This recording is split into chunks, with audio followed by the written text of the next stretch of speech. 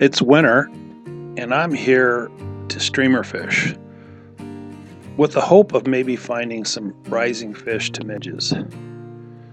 I've got this whole river to myself. It's cold, but there's a wonderful feeling being in here on the winter. Snow-covered banks, portions of the river iced over. All the reasons why you don't want to come here. And my goal today is to get my streamer rod out and chuck streamers and see what happens. Hey, welcome back to the channel. I'm Mike at Northwest School of Fly Fishing, the old fish hobo. It's January, it's cold, and I'm out fishing.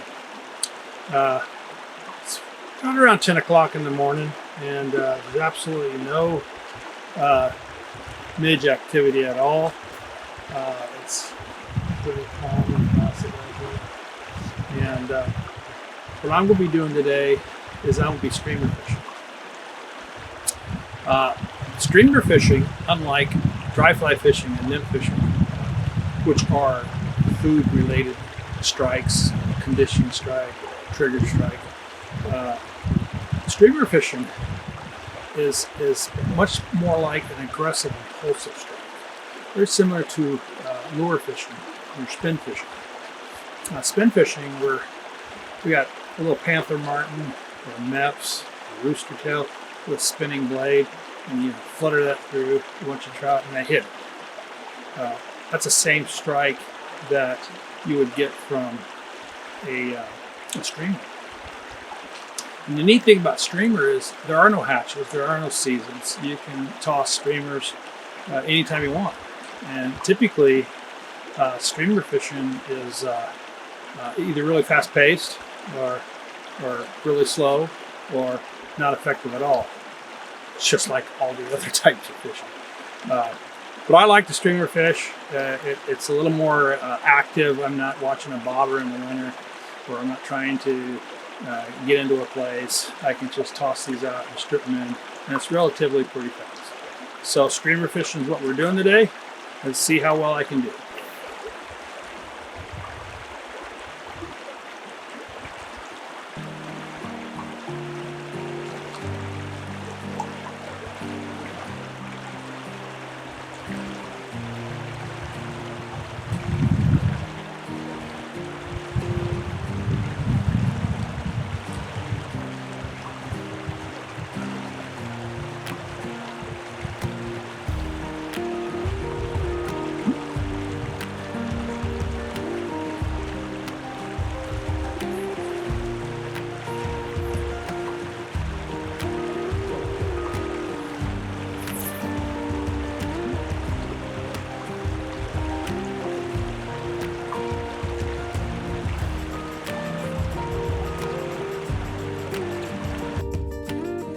When I'm out streamer fishing, I like to really spend my time looking at these rivers, and what I'm really looking for is that you can see where this gets really bony and it compresses into this long tail out, and that's that tail out I'm really looking for in terms of streamer fishing. This here's another example of what I'm trying to say is above there you can see where that's coming down and being compressed and coming out of tail out. These fish will be in that current where there's a lot of food, and when the streamer fishing is really good, these are the places that I do real well in streamer fishing in these types of sections of the river.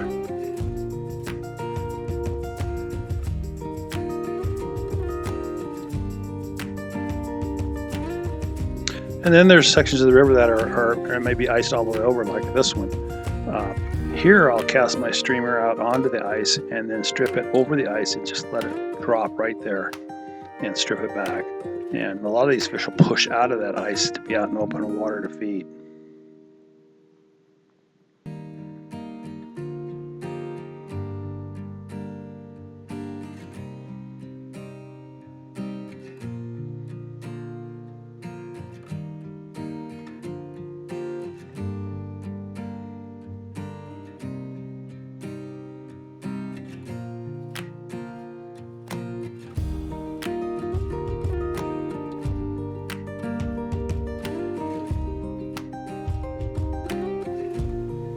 Then all of a sudden I see fish rising, and I just switched my streamer rod out from my dry fly rod, put on a midge, and started casting to these rising fish. And boom, I'm on.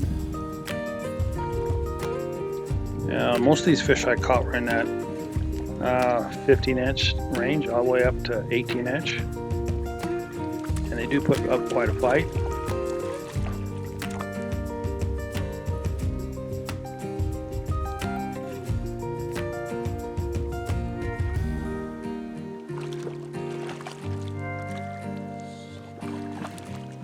I always feel like fish in the winter are a little more lethargic in the fight than they are in the warmer months.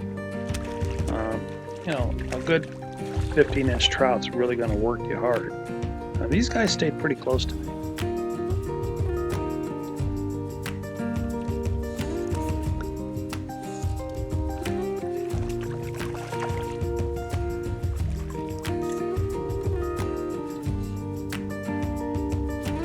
I think this one gets off.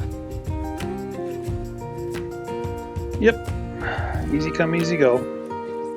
We'll try it again. There had to be at least 20 fish in here feeding at the surface. And I'm on again. This is a size 26, what we call a downwing midge emerger. The downwing, the wing is laying over the body of the water, and that's what these really fish were eating. I had seen the water, and I'd put my seine in the water for maybe 30 seconds and brought out maybe half a dozen or more midges, all still in their nymphal shuck. So I quickly changed this pattern, and it seemed to be the fly of the day.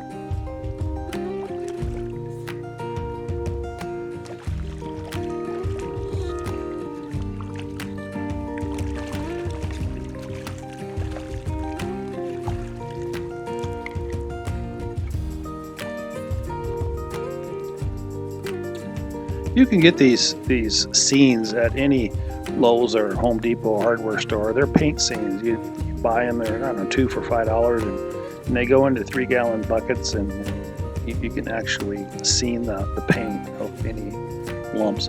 And they fit nicely over the net, and it allows me to see what size these fish are eating. I know they're eating midges, but what size midge in particular, and what phase of the emergence are they in?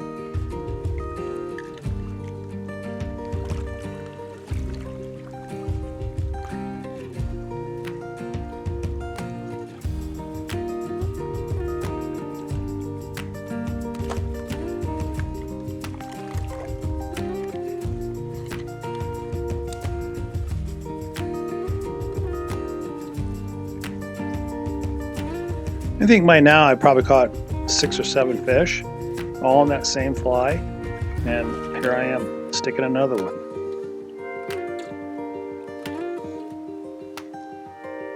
Yeah, it's funny. I can I can toss streamers for 2-3 hours and not even get a trail.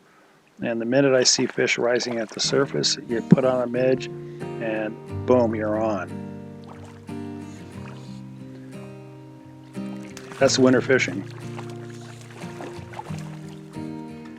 The river's dead quiet, not a breeze anywhere, and you're tossing streamers, and not even a fish on the surface. And then within probably 15 minutes, boom, they're on the surface feeding.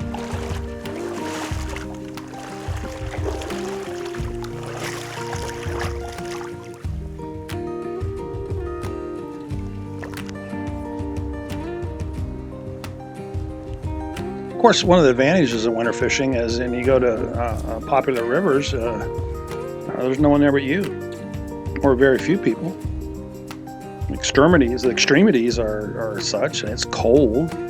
Hands are cold. And the river's frozen up in some spots, but there's still fish there.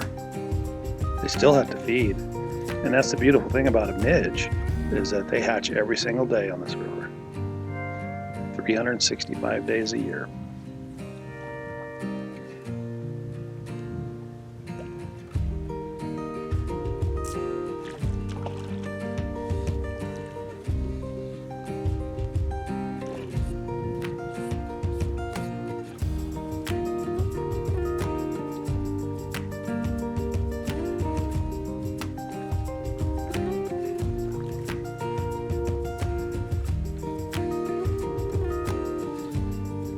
Well, the fishing was so good using that downwing size 24 midge that I thought I'd do something different. Switch to a size 26 parachute midge, black body, black parachute, and a white wing.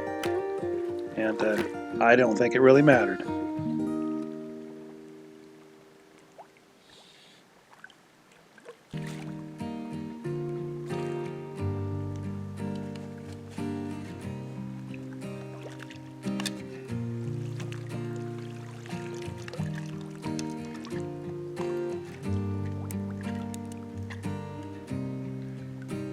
You know, there are people out there that think I've lost a couple loose nuts in my brain because I always tell them that winter is my preferred time to be on the water. I can almost always depend on a midge hatch, and even when they're not at the surface, I can nymph a midge. But there's a certain quietness on the river in dead of winter.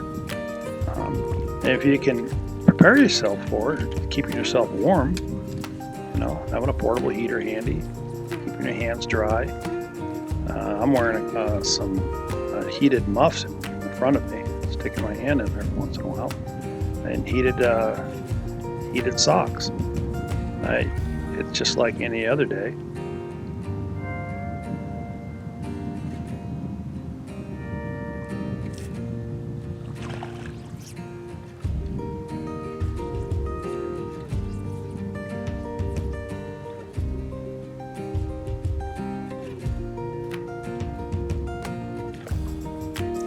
Yeah, when everything's right and the weather's such that you can get out and not have any icy or snowy roads, and have no wind, it's a perfect time of year to get on your local river and give it a whirl. If you're lucky, yeah, you might even catch a fish or two.